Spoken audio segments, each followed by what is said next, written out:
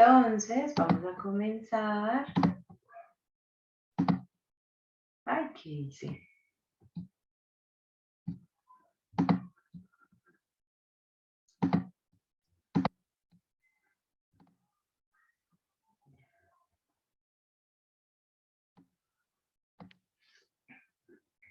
Bueno, entonces vamos a comenzar con esta charla que hemos llamado Mi hijo, mi espejo.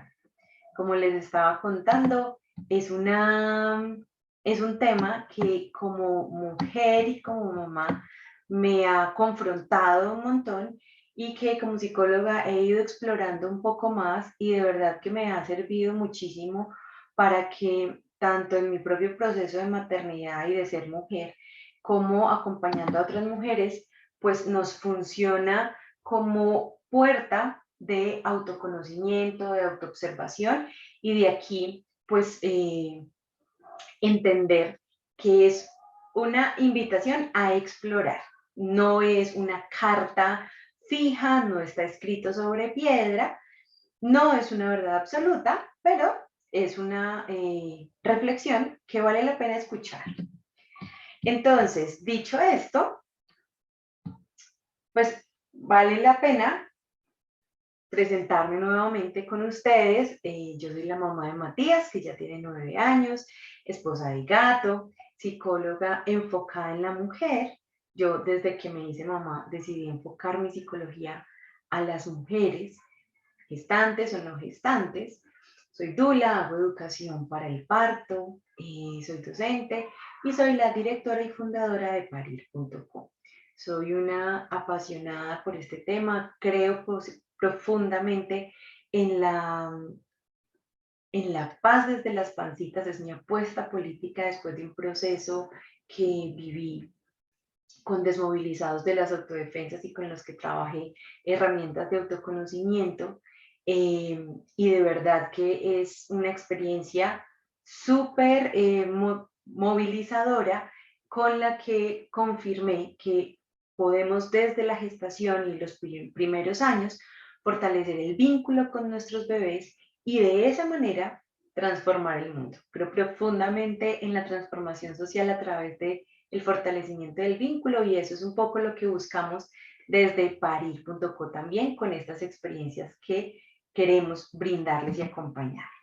Entonces, dicho esto, aunque ya había hecho algunas de las aclaraciones, es importantísimo entender que esta charla sí es una invitación a mirarnos, a explorar, a experimentar, a ver desde otra perspectiva algunas situaciones cotidianas con nuestros hijos, a escuchar y filtrar lo que nos resuene como una oportunidad de crecimiento. Desde Parir creemos profundamente en la sabiduría de cada familia que nos acompaña y con la que nos encontramos. Por eso, no entregamos verdades absolutas. Creemos que ustedes tienen la posibilidad de escuchar y filtrar lo que resuena con ustedes, lo que sienten afín, lo que les hace eco, lo que les queda por ahí moviendo un poco para que puedan integrar a su experiencia. No pensamos ni queremos que esto sea, no sé, como vamos a que todos creamos lo mismo. No, esta es una invitación a explorar. Y súper importante, este tema que vamos a hablar hoy, pues no es una excusa para darnos látigo. Esta es una invitación más a verlo como un espejito que nos va mostrando cositas de nosotras y que si le damos cabida, que sea a partir del amor, de la compasión con nosotras mismas y con nuestra experiencia.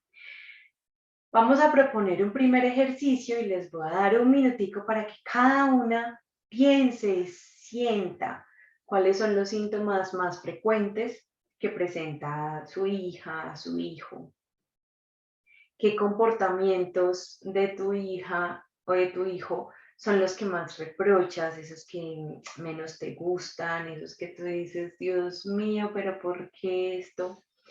Que repetitivamente tú te escuchas hablar de. Si tienes un papelito, si lo puedes escribir en tu celu, si lo tienes ahí muy en la conciencia, lo puedes hacer ahí.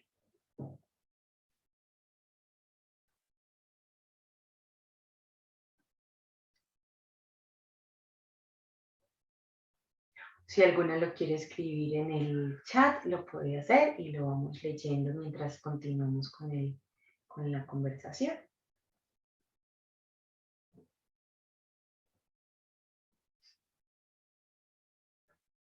Si tiene algunos síntomas más en cuanto a salud, por ejemplo, también los podemos poner como que son muy frecuentes, como que le dan muchas gripas o tienen mucha tos constantemente y no sé, comportamientos que tenga en relación con otros niños, con otros adultos, consigo mismo, lo que se les ocurra. Muy bien. Entonces, Paulina, por ejemplo, nos dice que su hijo quiere todo ya, entonces es como un tema de ansiedad. Súper, muy bien. Voy a ir siguiendo si los van poniendo ahí súper chévere para poderlo seguir conversando. Voy a dividir esta charla un poco en dos para como poder poner como un marco. Uno, les voy a explicar y voy a pasar muy rápido por ahí porque no es el foco de esta charla. Luego podríamos hacer otro contenido profundizando sobre el cerebro de nuestros hijos. Pero este es como un brochacito para que logremos entender qué ocurre en los niños. Luego voy a irme a hablar un poco sobre qué ocurre con nuestro mundo emocional como adultos para poder llegar al gran tema de mi hijo, mi espejo. ¿Listo? Entonces, el cerebro de nuestros hijos, muchas veces nosotros, no sé si han escuchado que cuando recién están nacidos uno los quiere cargar, ¿no? Y entonces nos dicen, no lo cargues que te va a manipular, no lo cargues que se va a pegar, ¿no? Como un asunto como negativo frente a esta cargada, frente al dormir con el bebé, frente al darle o no la teta. Y entonces todo el tiempo se habla un poco como que el niño nos quiere manipular con la niña.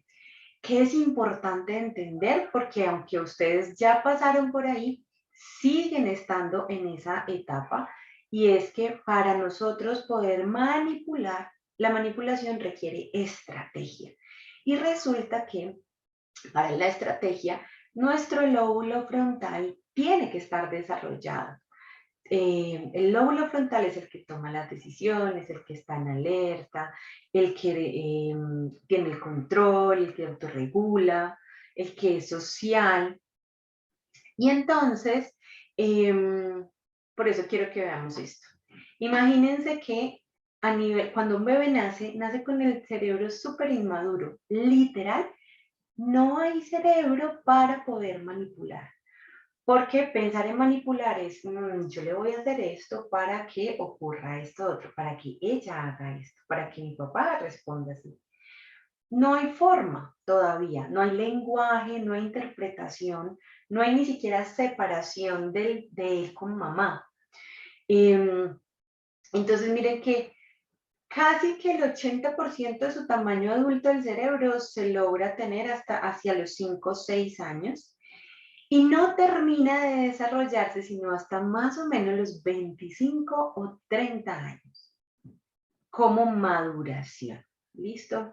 El desarrollo de las funciones ejecutivas, que es este lóbulo que les estoy compartiendo, nos va a implicar durante la infancia y la adolescencia, implicar mantener la información, poder manipularla y actuar en función de esa información, autorregular la conducta en cuanto a nivel social, logrando actuar de forma reflexiva y no impulsiva.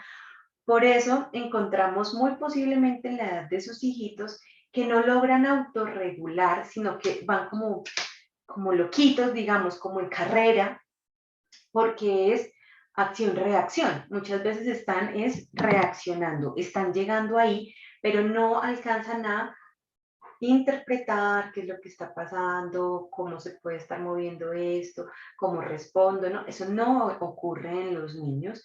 Y también Tener estas funciones ejecutivas desarrolladas va a permitir adaptar el comportamiento a los cambios que se van presentando en el entorno.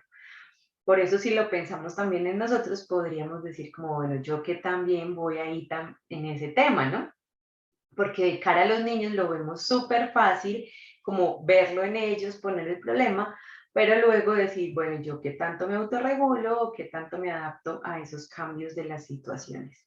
Entonces, vámonos dando cuenta que, miren que aquí está la corteza primitiva, está hacia los 3 años, es decir, apenas están empezando un esbozo de aparecer y empezar a madurar ese lóbulo. Y más o menos hacia los 6 empiezan a aparecer estas conductas ya más de autorregulación, ¿no? Estas funciones ejecutivas, entonces hacia los 3 años, pues aparecen los primeros indicios de regulación de la conducta a través de mecanismos internos, por eso aparece el tema de yo quiero dejar el pañal, es un asunto interno, no viene por un proceso externo. Un niño no se antoja dejar el pañal porque vea a otro niño que no tiene pañal. Un niño permite o pide ese tipo de procesos porque internamente ya se siente preparado o listo para dar ese siguiente paso. Más o menos hacia los 4 o 6 años emerge la capacidad de evaluación y autorregulación de los propios procesos cognitivos. Ahí es donde se empieza a ver un poquito más la reflexión, la capacidad de identificar qué es lo que deseo, cómo lo pido, cómo me relaciono con los otros niños de manera más asertiva. Digamos, incipientemente, pero ya empieza a aparecer este proceso. Y esta maduración el normal desarrollo de estas funciones ejecutivas es crucial para el desarrollo social y afectivo del niño, lo que venimos hablando. La manipulación, la relación social, la relación con los otros niños, el compartir, el no ser reactivo, pues hace parte de este desarrollo social. Entonces, a medida que maduramos, pues hay mayor capacidad para hacer frente a situaciones novedosas, se pueden tomar decisiones, se puede comenzar a planificar un poco más, nos adaptamos a los cambios de forma más flexible. Entonces, fíjense que todos los que estamos aquí, más o menos estamos en esa etapa, ¿no? En ese momento de empezar a identificar cuando van pasando de la reacción y el impulso a empezar, ya se empiezan a detener un poquito más en algunas cosas, no en todas y no en todo es a la vez y no vamos a pretender que en todas las situaciones ya empiecen a mostrar una autorregulación o una madurez en sus tomas de decisiones o en su forma de relacionarse. Siguen estando en ese proceso de maduración del cerebro. Recuerden que termina de madurar nuestro cerebro hasta alrededor de los 25 a 30 años. O sea que todavía nos queda un buen camino por recorrer. Ahí vamos rápidamente, como les digo, necesitaban que entendiéramos esto, sobre todo para entender que el niño o la niña está desarrollando su estructura cerebral, sus conexiones, todo su desarrollo social, está estructurándose apenas. No es que ya está determinado como tal. Voy a pasar a un puente, voy a hacer un puente y a introducir algo que se llama fusión emocional. La fusión emocional es un término introducido por Laura Gutman, no sé si algunas de ustedes la han escuchado. Laura Gutman es una psicóloga, escritora de muchos libros muy valiosos, en el que hace referencia a cómo el bebé está fusionado con la mamá a nivel de la representación del alma, de lo que ocurre alrededor de esa mujer, porque el bebé, cuando está muy bebé, todavía no se reconoce a sí mismo. El bebé no sabe que es una persona aparte de su mamá, digamos. Entonces, ¿qué significa fusión emocional? El bebé se convierte en el sistema de representación del alma de la mamá todo lo que la mujer siente, recuerda, le preocupa, rechaza, el bebé lo vive como propio. Acuérdense que hablamos de recibir esto con amorcito. Y es que usualmente nosotras hablamos de los hijos son maestros, pero resulta que estos maestros no necesariamente vienen con unas enseñanzas súper amorosas o tranquilas, sino que a veces vienen con el dedito en la llaga, con una mirada divina, pero con un dedito que nos toca algunos dolores que nosotras traemos en nuestra maletica. Porque resulta que nosotras aprendimos a ser mamás siendo hijas. Entonces, pues cuando fuimos hijas y cuando fuimos chiquitas y cuando estuvimos en la edad que están nuestros hijos, pues experimentamos también muchas situaciones que cuando estamos con nuestros hijos nos vuelven a evocar esos recuerdos. Este periodo de fusión emocional entre el bebé y la mamá, muy intensamente, está en los primeros 8, 9 meses, donde el bebé ya empieza un poco a reconocerse a sí mismo o empieza a reconocer por lo menos que es otro ser. ¿Listo? Sin embargo, esa experiencia continúa durante el proceso. Y aquí entramos a hablar de la sombra. La sombra es este sistema donde nosotras desde muy chiquitas crecimos con la polaridad, ¿no? Con el bueno, malo, bonita, fea. Entonces nos empiezan a decir, usted no, enojada no, brava no, porque se ve muy fea. Entonces, ¿qué decimos nosotras? Brava no. Y empezamos a guardar en el cuarto útil las cosas que nos dicen con las que somos feas, con las que eso no lo hacen las niñas, las cosas que no están aprobadas culturalmente. Y vamos creciendo, nosotras empezamos también a juzgar algunas cosas como positivas o negativas, empezamos a identificar estrategias con las que somos aceptadas o no. Y entonces todo eso que va en contra de nosotras lo vamos guardando en el cuarto útil. Y ese cuarto útil se va llenando, se va llenando, se va llenando. Esa es, vamos a decirle, la sombra. ¿Listo? Y entonces empezamos, ahora hablando de la maternidad, a entrar en un montón de cuestionamientos, porque es como que tengo que tener la respuesta y es un mundo polarizado que nos está pidiendo todo el tiempo pararnos en una posición. Entonces, ¿tengo o no tengo más hijos? ¿Cuándo el hermanito? Y entonces si uno no quiere el hermanito, ¿qué pasa? ¿Trabajo o me quedo en casa? Todas las preguntas que se nos empiezan a despertar como mamás. Entonces, cuando tenemos a nuestro bebé con nosotras, cuando los tenemos ahí corriendo, dejando el pañal, pues nos están activando todos estos sistemas que hemos ocultado, que hemos dejado en ese cuarto útil. Resulta que entre más los guardemos, menos los vamos a poder ver. ¿Cómo hacemos? ¿Cómo hago yo para poder ver lo que tengo detrás mío? Con un espejo. Si yo enfrente de mí tengo un espejo, voy a poder ver lo que tengo acá. Si yo no tengo un espejo, voy a andar con esto por la vida sin tener ni idea, porque ¿qué pasa si yo me giro? Él se gira conmigo, ¿cierto? Es decir, no lo puedo ver.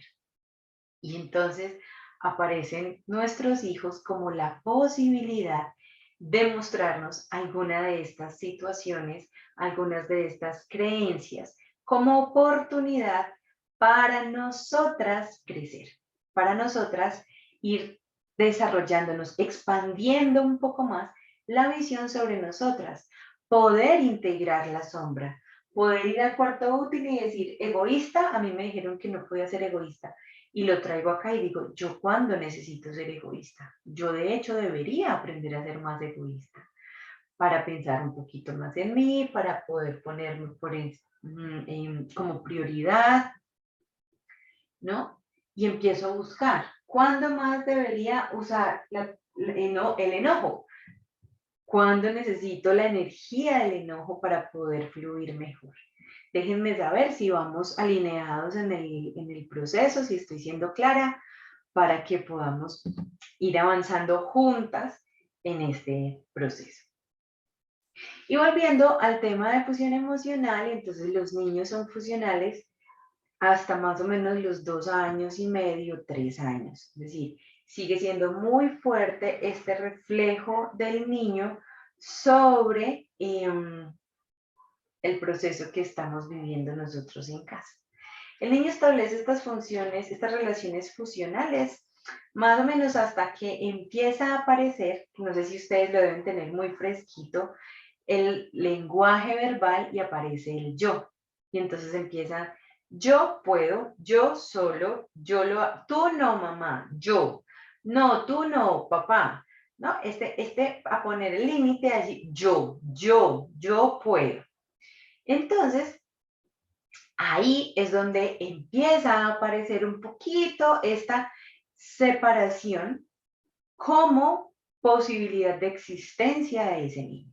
Pero no significa que nos separamos del todo, ¿listo? Entonces, acuérdense que si tienen dudas me van diciendo.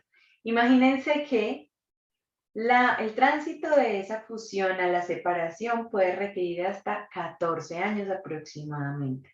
Es decir, todavía nos queda un montón de tiempo como oportunidad para ir creciendo con estos espejitos que tenemos enfrente. Cuando pensamos en esto, y quiero dejarlo claro porque este también es un contenido de otro taller, hablamos de el apego. El apego emocional entendido como la relación segura.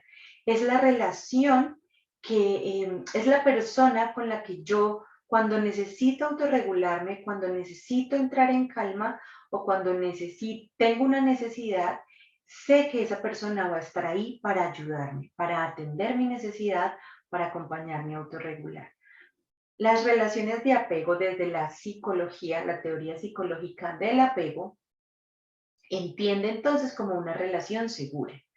Nosotros como padres, seguramente ustedes como yo, queremos que nuestros hijos sientan que nosotros somos su figura de apego.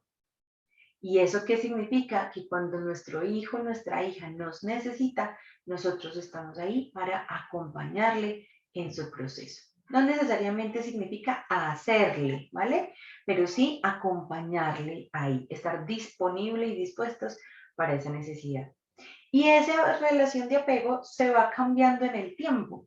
Luego primero son los primeros cuidadores, luego pueden ser, si me fui de la casa, entonces la persona con la que vivo, si me casé, es mi pareja, sobre todo si tenemos una relación sana, saludable, digamos, emocionalmente. Quiero dejarlo claro para entender que la figura o la relación segura de apego va a continuar a lo largo de toda la vida. Estoy hablando principalmente de esa conexión más intensa emocional en el que podemos vernos a través de nuestros hijos. ¿Listo? Hemos hablado un poquito más de la mamá, porque somos las que lo hemos tenido en nuestras entrañas psicológicamente, la función de la madre cuando alimenta, nutre, cuida en esos primeros meses, años, es muy, muy fuerte. El lugar del padre entra un poco más fuerte hacia alrededor de los 6, 7 años, cuando el niño ya necesita, o la niña, el tema de la norma, la exploración, salir al mundo, ¿no? Como un poco más de esta energía segura que da el padre, que también es súper importante. Entonces, en esos primeros años, usualmente el lugar del padre en esa niña, en ese niño, está siendo interpretada por la propia percepción que tenemos como mamás de ese papá. Es decir, si yo siento que este papá es presente, es activo, es amoroso, muy posiblemente nuestro hijo va a leerlo de esa manera. Por el contrario, si yo lo que siento es que es un hombre desprevenido, más que desprevenido, es como descuidado, desinteresado, pues ahí también va a haber una lectura. Nuestros hijos nos leen mucho más de lo que les decimos. Por ejemplo, con el tema de diferentes temas frente a la crianza y demás. Si a mí me dicen, hay que dejar sentir a los hijos todas las emociones, yo puedo llegar del taller y decirle, ¿estás enojado? Dale, tranquilo. siéntate y tranquilo que aquí te puedes poner bravo. Pero si yo, como mujer, no estoy en contacto con la rabia y por el contrario, la rabia me enoja, pues yo lo que voy a sentir es enojo con este hijo que está enojado. Aunque le esté diciendo, se vale estar enojado, mi hijo, mi hija me está leyendo y sabe que ahí no nos podemos enojar. Por eso esta invitación de hoy es a mirarnos a nosotros para poder ir creciendo como adultos, como seres humanos y de esa manera acompañar mucho mejor a nuestros hijos. Voy a entrar al tema de la emoción para irnos acercando hacia cómo nos terminan de reflejar nuestros hijos o una de las formas en las que nos pueden reflejar. Entonces, ante una necesidad interna que no se puede satisfacer, el cuerpo se comunica a través de 3 lenguajes. Resulta que empieza una sensación en el cuerpo y yo puedo darme cuenta y decir, tengo hambre. Pero también puede ser que estoy distraída trabajando y no me di cuenta de la sensación o no le puse atención y seguí. Y resulta que como no me di cuenta de la sensación, se me va como subiendo el mal genio. No sé si a ustedes les pasa, aquí en mi casa a mi esposo le pasa un montón y es que cuando está en mal genio todos sabemos que tiene hambre. Entonces, hay un mal genio y luego resulta que sigue trabajando, no se dio cuenta tampoco de esa emoción y el cuerpo luego lo muestra como una forma de solución biológica en forma de síntoma. Es decir, gastritis, malestar estomacal, distensión, dolor del colon, tal. Puse un ejemplo pues como súper sencillo, pero esto nos puede pasar con muchas cosas. ¿Qué pasa si yo no atiendo las emociones? Resulta que estas emociones me traen una información. Las emociones no son ni buenas ni malas. Yo acabo de decirles que muchas veces nosotras desde chiquitas crecimos sintiendo o que nos estaban diciendo, brava no, brava se ve muy fea. Eh, o a los hombres, llorando no. Un niño no llora, los niños no lloran. Entonces, ¿qué aprendimos nosotras? A esconder la rabia por tristeza, más que esconderla, disfrazarla, ¿no? Porque entonces cuando estábamos tristes, sí éramos atendidas. Entonces, nos vamos perdiendo de poder nombrar realmente la emoción como tal. Por eso es tan importante poder aprender y explorar todas las emociones que existen en el mundo emocional que nos rodea para llenarnos, así como tenemos un vocabulario tan amplio cuando hemos leído y nos llenamos de palabras nuevas, aprender a nombrar las emociones también nos va a permitir hacernos mucho más dueños de ese proceso. Entonces, algunas son más difíciles de sentir, lo que les decía ahorita, por los juicios, los paradigmas, los deberías. Si le quitamos esto y entendemos que no son ni buenas ni malas, sino que nos traen una información, pues entonces atender a la emoción nos va a permitir adquirir esa información, no perdernos de ella sobre lo que nos está ocurriendo, porque si yo tengo la sensación y me doy cuenta que estoy de mal genio, puedo hacerme cargo y decir, ¿qué me pasa? ¿Pero por qué estoy así? Ay, pucha, es que mira la hora, no he comido nada, tengo hambre, qué bobada, ¿no? Em, o no, qué bobada, pero puede ser que yo tuve una sensación de algo no me gustó, me incomodó, esta emoción, yo no la logro digerir, pero luego puedo decir, estoy enojada, estoy en disgusto, o estoy nostálgica, o estoy, ¿no? Y entonces a partir de ahí, pues yo puedo solucionar, puedo hacerme cargo de eso antes de entrar en la emoción síntoma. Suena súper fácil, yo sé, pero nos requiere todo un trabajo de autoexploración y de irnos conociendo cómo se mueve y demás. Entonces resulta que, volviendo a la pregunta con la que estábamos iniciando en el primer ejercicio de qué le pasa a mi hijo, empezamos a identificar comportamientos, ¿no? Entonces ahorita nos estaban por acá diciendo, la ansiedad de quiero todo para allá, o al niño que le cuesta perder y le dan unas rabietas incomprensibles. Y de una vez para las personas que han estado llegando, les hago esa pregunta, ¿no? Como cuáles son los síntomas que más presentan los niños o qué comportamientos son los que más nos confrontan, incluso que nos pueden desestabilizar un poquito. Ojo pues, entonces la idea de lo que vamos a ver ahorita es una forma de un libro nuevo para aprendernos a mirar. ¿Listo? Entonces, es que mi hijo es asmático, le da mucha sinusitis, o es alérgico, le da muchas gripas, o es muy grosero, es muy mal contesta horrible, llora todo el tiempo, no come o come mucho, comía súper bien y de repente dejó de comer, es muy agresivo con los amiguitos, no se defiende, se está comiendo las uñas, empiezan a aparecer un montón de situaciones que vamos viendo en nuestros hijos y que al tener la mirada afuera nos vamos perdiendo de una persona muy, muy valiosa con la que podemos seguir creciendo.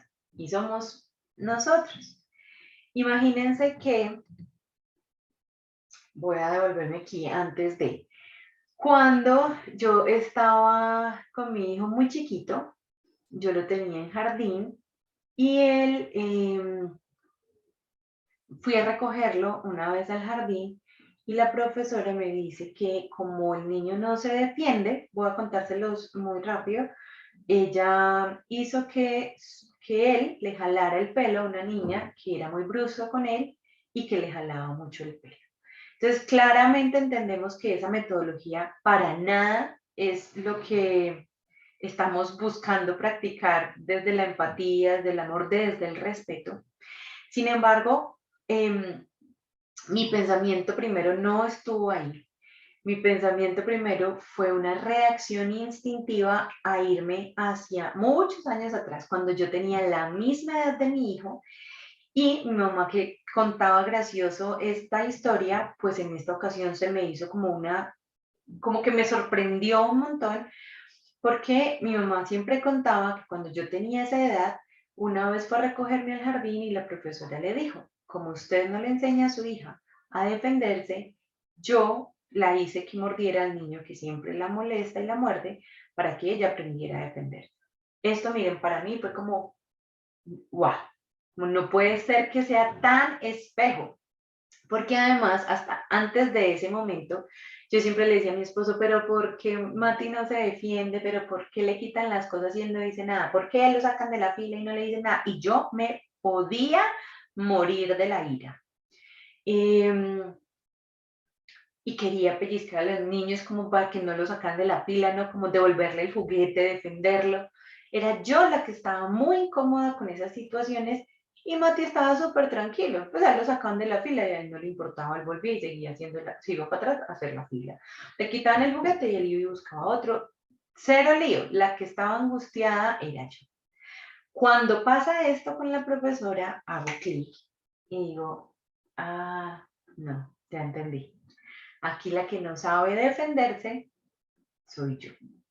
Y a partir de ese momento, pues me vino todo un trabajo de aprender a reconocer en qué momentos yo no me sabía defender, en qué momentos no ponía el límite, en qué momentos pasaba por encima de mí, exponiéndome a ciertas situaciones. Por esto les digo, y desde el principio les conté, que esto más que una verdad absoluta, es una invitación a explorarnos, a abrirnos a la reflexión, a filtrar si nos funciona como una oportunidad de crecimiento y si no, también. Recuerden que en Parir creemos absolutamente que todo parte de la sabiduría de cada una y de cada uno. Entonces viene la pregunta de, ¿y a mí qué me pasa?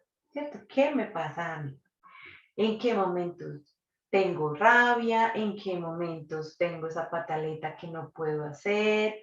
¿En qué momentos siento que todo el mundo está sobre mí y yo no sé poner un límite? ¿En qué momento estoy siendo violenta conmigo o estoy recibiendo violencia? como oportunidad de crecimiento. Entonces, ¿en qué momento yo como adulta no tolero perder? ¿En qué momento yo como adulta quisiera hacer esa pataleta que no puedo hacer porque ya estoy grande, ya aprendí que la pataleta no me funciona y que como adulta me tengo que comportar de otra manera? En qué momentos me da la ansiedad y quiero que todo sea ya, ¿no?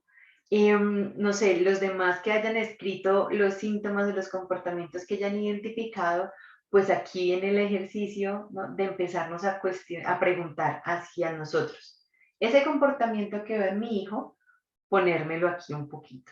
Entonces, si ya nosotros hemos llevado a nuestros hijos y se están cuidando y está todo fluido y está todo tranqui, es decir, no pareciera nada médico ahí, aparecer, entonces hay una posibilidad de preguntarnos, ¿y yo qué será lo que no estoy diciendo que me estoy ahogando? ¿Qué será lo que necesito decir que me estoy tragando? Chicas, en la maternidad nos pasa muchísimo, muchísimo, que culturalmente se espera tanto de nosotras, que nos implica tantos retos, tantos desafíos, tantos cambios, una relación con la pareja negociando todo el tiempo frente a la crianza. Es un montón de cosas, todo el mundo diciéndonos cómo deberíamos hacerlo, que es muy posible que muchos pasemos por todas estas situaciones. ¿Qué es lo que me está oliendo mal? Algo no me huele bien, ¿qué es? Estoy viviendo algún enojo, molestia que no he logrado transitar, que es aquello que no logro digerir. Mira, a mí me pasa muchísimo con mi hijo y es que cuando de verdad a mí me está pasando muy fuerte alguna emoción, lo veo y digo, ah, pucha, ok, ya entendí. Listo. Ahora, fíjense que yo me estoy poniendo de ejemplo porque yo lo vivo todo el tiempo, porque yo lo he aprendido a reconciliar conmigo, porque sé que este tema puede ser sensible en cuanto a, no, pues ahora me van a venir a decir que yo estoy enfermando al muchachito. No, no, y ojo con esto. ¿Listo? El niño tiene un proceso, está en un aprendizaje, está desarrollándose, está viviendo unas situaciones, su sistema se está fortaleciendo. La invitación que hoy les hacemos es aprovechemos y nos vemos con ellos también a partir de eso para ver cómo más podríamos crecer nosotras. El alimento es una cosa súper bonita de entender y es cómo me estoy sintiendo como madre, cómo estoy viviendo la maternidad, si tengo unas creencias como tóxicas alrededor de la maternidad o por el contrario, estoy relativamente tranquila con eso, cómo está mi relación con mi madre, y qué tan presente o ausente me siento con mi hijo, porque estar en la casa no significa siempre que yo esté presente. Entonces, ¿dónde están mis cuestionamientos alrededor de mi maternidad para poderme también permitir trabajarlo desde ahí? ¿Mm? Cuando, por ejemplo, los niños se comen mucho las uñas, es una posibilidad también de revisar en qué momento estoy siendo violenta conmigo, con los otros. Este morderse las uñas en exceso tiene que ver con un poco de violencia, de agresión, entonces vale mucho la pena poder preguntarnos, cuestionarnos en qué momento y que a veces somos muy, muy fuertes con nosotras. Alguna vez escuché la frase que me sonó un montón y es que nosotras nos tratamos como a nadie le permitiríamos que nos tratara. Nos decimos cosas que a nadie le permitiríamos que nos dijera. Entonces, empezar a ser conscientes de esto va a bajarnos el automático de irnos diciendo, ay, no, tan boba, ay, pues yo siempre en estas, o ay, no, sino como, hey, empezamos a tratar con un poquito más de compasión, de amor, de cercanía con nosotras mismas. Cuando estamos percibiendo mucho esta agresión, esta agresividad en los niños, vuelve y juega, ¿no? La relación conmigo, cómo está mi relación con el entorno, cómo suelo responder. Cuando los niños hacen ya una pataleta como muy continua, vale mucho la pena preguntarnos, ¿qué es lo que yo estoy llorando sin llorar? ¿Qué es aquello que me duele y me estoy guardando? ¿Cuál es esa pataleta? A mí me encanta esta pregunta y es, ¿cuál es esta pataleta que yo no estoy pudiendo hacer? Porque a veces nuestros hijos hacen una descarga emocional que si nosotros pudiéramos diríamos como, ¡ay, qué delicia! Como que nos liberaría un montón.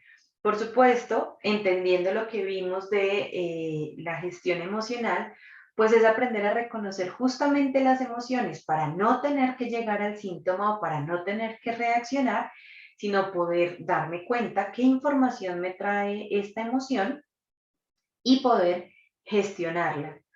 ¿Cómo? Cuidando de nosotros. No hay otra manera. El foco está en ir hacia adentro, en ir hacia nosotros. Entonces, ya les voy a dar algunos tips de cómo podemos cuidarnos.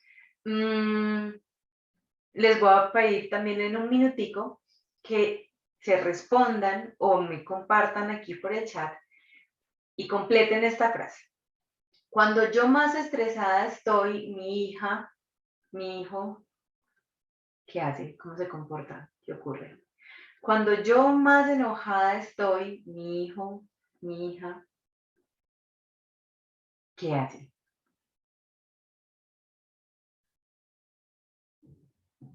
Por ejemplo, no sé si les ha pasado que uno dice, pero ¿por qué cuando tenemos más afanes que más le da por?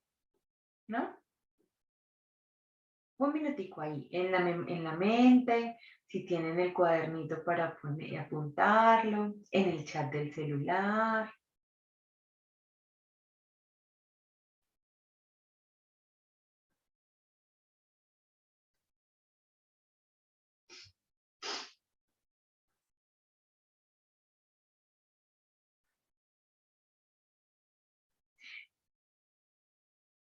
Vamos a ver. Cuando más estresada estoy, mi hija no quiere que me separe de ella y que la alce todo el tiempo. ¿Qué más? A ver, Gloria, ¿qué nos vas a poner por ahí? Entonces, fíjate, porque es cuando más estresada estoy, que quisiera estar más sola, ella más quiere estar conmigo. ¿Por qué? ¿Qué será eso? Entonces, fíjense que cuando estoy enojada, mi hijo se esconde y no habla. Súper valioso empezar a identificar cómo expreso yo mi malestar, cómo expreso mi enojo. Por ejemplo, cuando yo estoy estresada o cuando estoy enojada, ¿cómo impacta mi tono de voz? ¿Cómo me relaciono con mi pareja, con mi hijo, si tengo más hijos, con mis otros hijos, si vivo con alguien más, cómo me relaciono ahí? Em, Cuando más enojada estoy, noto que mi hija hace más pataletas o que me mira y me dice, mamá, no. Espérenme que... Listo. Entonces, súper valioso para empezarnos a identificar cómo nosotras estamos manifestando ese malestar. Fíjense que nosotras como mamás usualmente intentamos que nadie nos vea, ¿no?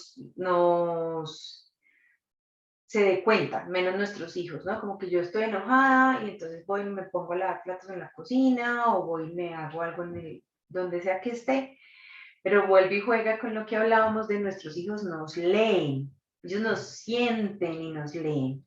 Entonces, si yo estoy estresada, yo intento desconectarme del mundo y resulta que en esa intentar desconectarme, mi hija se aprende de mí porque no me quiere perder y entonces yo lo que puedo hacer es explicarle que estoy un poquito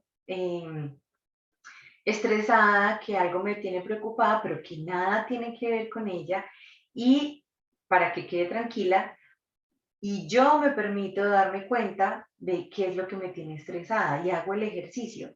¿Qué es lo que me tiene estresada? ¿Qué es lo que me generó ese malestar? Em, y voy profundizando un poquito más, ¿no? Cuando estoy enojada, ¿cómo lo estoy manifestando? ¿Me lo estoy permitiendo? ¿Lo estoy disfrazando? ¿Lo estoy exagerando? ¿Lo estoy descargando con quien no es? ¿Me lo estoy tragando? Em, por ejemplo, este de cuando se enoja, espérenme, yo me vuelvo a copiar aquí, se esconde y no habla. Por ejemplo, entonces es, ¿y yo cómo manejo mi enojo? Si yo me mirara, ¿será que yo también me escondo y no hablo? De manera más sutil, de una manera de pronto más tranquila y más adulta. Pero puede que yo también sea la forma como suelo manejar el enojo. Ahora, acuérdense que el espejo no es como literal en ese momento solamente, sino, cuando yo me enojo, esto pasa. Y entonces yo me puedo ir a ver mis momentos de enojo para poder ampliar el espectro, digamos, de evidencia y poderlo ver mucho más contundente. Entonces yo puedo mirar y decir, ay, pues así es que cuando yo me enojo, yo sí me suelo como aislar y no hablar. ¿Mm? Es un ejemplo, pero la invitación está ahí, a poder seguirlo como observando. ¿Cómo nos cuidamos entonces? La autoobservación es una de las mayores herramientas que vamos a tener para el autocuidado y es aprender a mirarnos, aprender a reconocer qué nos está pasando, a amistarnos con las emociones, a reconocer que no son ni buenas ni malas, simplemente son, hacen parte de nuestro proceso. Em, que somos esas luces y esas sombras, que somos esa bonita y esa, todo, somos todo, y entre más aprendamos a reconocernos ahí, pues va a ser mucho más fluido el proceso. La autoobservación, ojo, no es un látigo en la mano, no es por mi culpa, no. La autoobservación es desde la mirada amorosa, compasiva, es desde casi que esa mirada cómplice donde nos miramos y decimos, ahí estabas, ¿no? No desde, claro, ahí estás pintada. Ojo, porque esa no es la invitación. Las prácticas de meditación nos van a ayudar mucho a obtener estas dos cosas, a activar el observador y a activar esa mirada compasiva, esa mirada amorosa, a enfocar nuestros pensamientos, a decidir hacia dónde quiero llevar el foco, a amistarnos incluso con las emociones y poder canalizarlas de manera más adecuada y saludable para nosotras. Las prácticas de meditación pueden ser respiración. Hay personas a las que danzar, por ejemplo, les resulta una práctica meditativa, hacer deporte, hacer yoga, pintar mandalas, lo que sea que a ti te conecte. Un espacio de verdad que tú sientas que es un espacio solo para ti y por ti. Si es necesario, porque hay una situación que yo realmente siento que necesito sanar, porque me di cuenta que estamos repitiendo cosas de mi infancia, pues entonces busco terapia, ¿sí? Imagínense que y ya estamos terminando, una vez que di esta charla en un jardín, una mamá me contó que el niño mayor, cuando nació su hermanito, empezó a hacer popó en los rincones de la casa, eso le llamamos encresis. Y entonces resulta que el niño hacía popó en los diferentes lugares de la casa intencionalmente.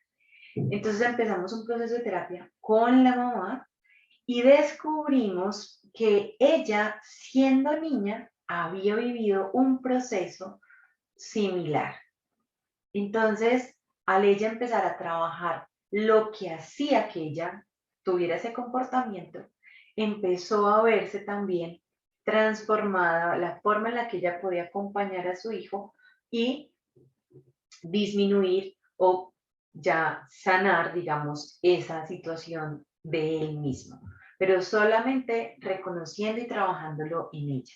Entonces, de verdad que cuando nosotras estamos bien, todo alrededor va a estar mucho mejor. Vamos a permitirnos vivirlo mucho más fluido. Para que conversemos un poquito de cómo te sientes con esto que has escuchado, pues si quieres contarme por el chat y lo vamos conversando. Termino con esta frase de un padre le dice a su hijo, ten cuidado por dónde caminas. Y el hijo le responde, ten cuidado tú, recuerda que yo sigo tus pasos. Muchas gracias, chicas, por haber aceptado esta invitación. Recuerda que no se trata de buscar ser mejores madres y padres, sino de ser mejores seres humanos. Muchas gracias. Recuerden que nos encontramos en el Instagram de Parir, en el Instagram de Diana de la Montana, para que sigamos aprendiendo juntas.